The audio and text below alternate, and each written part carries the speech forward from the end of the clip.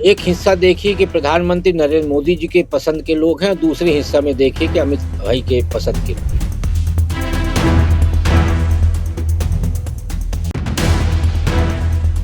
जब भी संगठन में वो रही, पूरी तन्मयता से उन्होंने काम किया। एक फायर ब्रांड महिला नेता की आवश्यकता संगठन में महसूस की गई। महिला नेत्री के लिहाज से स्मृति ईरानी उसका सबसे बड़ा चेहरा होंगी और यूपी चुनाव में आप मानकर चलिए कि सबसे बड़ी स्टार कैंपेनर स्मृति ईरानी होने जा रही है।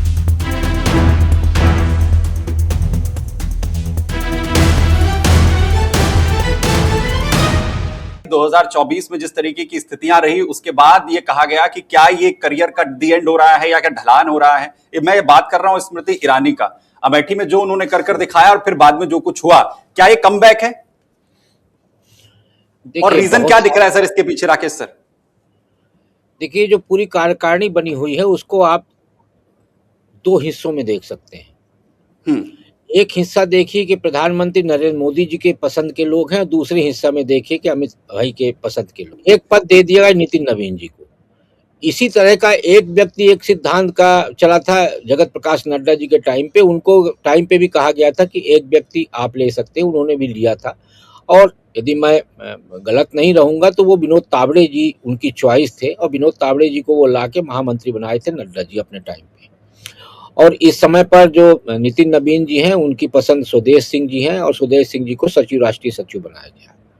तो आप जो संगठन में स्मृति ईरानी जी की, देखिए स्मृति ईरानी जी चुनाव हार गई, किन कारणों से हारी, आपका ओवर कॉन्फिडेंस था या क्या था मैं नहीं जानता, या परिवर्तन था या एक हवा थी जो उत्तर प्रदेश में चली 2024 में।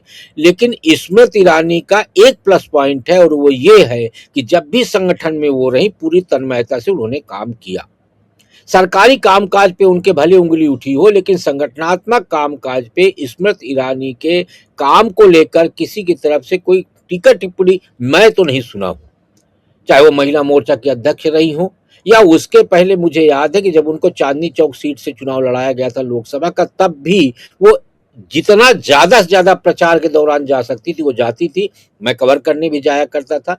तो संगठनात्मक दृष्टि से यदि हम देखें तो स्मृति ईरानी जी का कामकाज बेहतर रहा है। तो इसलिए स्मृति ईरानी जी को फिर से राष्ट्रीय महामंत्री के रूप में यदि लाया गया है तो एक फायर ब्रांड महिला नेता की आवश्यकता संगठन में महसूस की गई और उसकी आपूर्ति के लिए स्मृति ईरानी जी को संगठन में लाया गया। इसके दो काम हुए, एक फायर ब्रांड नेता आ गई हैं जो किसी भी तरह की विपरीत परिस्थितियों में भी खड़े होकर मुकाबला करने में सक्षम है, और दूसरा जो 33% महिलाओं के आरक्षण का विषय भारतीय जनता पार्टी बार बार उठाती है, इस बार करीब 12 महिलाओं को संगठन में स्थान देकर उन्होंने ये जता दिया है कि महिलाओं के बारे में भाजपा सिर्फ बात ही नहीं करती बल्कि उसका अमली जामा भी पहनाती है। स्मृति ईरानी को लाने का मतलब उनको दक्षिण में कब जिम्मेदारी मिलेगी या क्या जिम्मेदारी मिलेगी, ये तो भविष्य के गर्त में है, जैसा अभी राकेश जी ने कहा। लेकिन आपको ये बताऊं कि उत्तर प्रदेश के लिहाज से स्मृति ईरानी का आना बहुत महत्वपूर्ण है। ओके,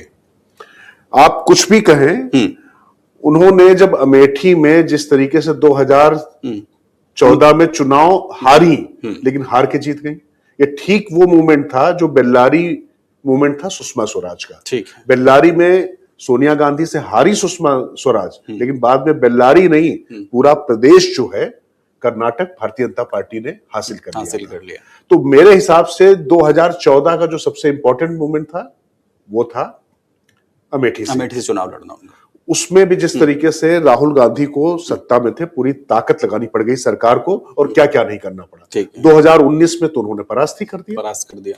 और 2024 में वो क्यों हारी कि जिस ब्लू ब्लड सिंड्रोम में गांधी परिवार चला गया था, उसी ब्लू ब्लड सिंड्रोम में अभिजात वर्ग में स्मृति ईरानी भी कुछ हद तक चली गई थी। और मैं आपको बताऊं, तमाम जो वहां की स्थानीय परिस्थितियां थी, क्योंकि वो अपने आप को बहुत बड़ी नेता हैं वो, लेकिन मानने भी लग गई थी। आप हैं, लोग मान रहे तब तक तो ठीक है, लेकिन आप भी मानने लग जाएं तो फिर थोड़ा लोगों को दिक्कत होती है। और वैसे भी यूपी के लोग होते हैं थोड़ा सा समय समय पे चीजें बताते रहते हैं। जब वो इंदिरा गांधी को बता दिया था, जयनारायण जी के जरिए आप बता दीजिए, तो किसी को बता देते हैं। और तो और जान दीजिए कि प्रधानमंत्री नरेंद्र मोदी का अंतर कितना कम हो गया।